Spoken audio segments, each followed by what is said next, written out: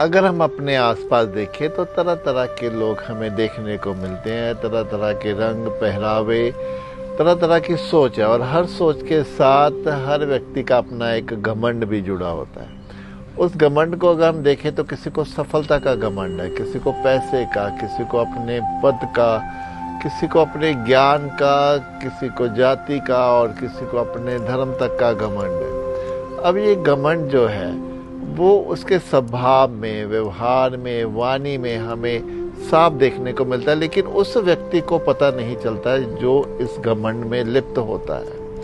अब ये घमंड आता क्यों है?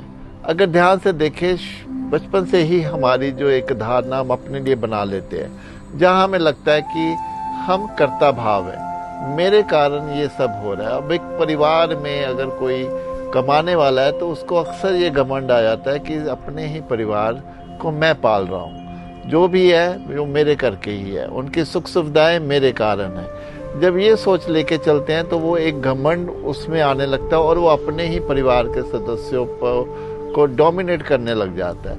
ये अक्सर हम अपने आसपास परिवारों में देख सकते हैं। अब इस घमंड को हम कैसे, इसका नुकसान क्या होता है? सबसे पहले तो हम अपने रिश्तों को खो देते हैं, अच्छे मित्रों को, अच्छे साथियों को खो देते हैं, यहाँ तक कि जीवन साथी तक को हम अपने घमंड के कारण खो देते हैं। फिर वही घमंड जो हम अपनी एक चेतना के उत्थान के लिए संसार में आते हैं, उस घमंड के कारण हम अपनी चेतना को उठा नहीं पाते, बल्कि उसका और पतन हो जाता है, और फिर वही घमंड को हम साथ लेके अपने साथ इस संसार से विदा हो जाते हैं। अब इससे हमें बाहर कैसे आए? सबसे पहले तो हमें इसके प्रति सजग होना पड़ेगा। ये सूक्ष्म जो घमंड है वो हमें अपने भीतर देखना होगा कि कहाँ मेरी बातों में, कहाँ मेरे व्यवहार में ये मेरा ही घमंड मुझे दिख रहा है। जैसे ही हम अपने घमंड को देखते हैं वैसे ही हम उससे बाहर आना शुरू हो जाते हैं, क्योंकि हमारी सजगता फिर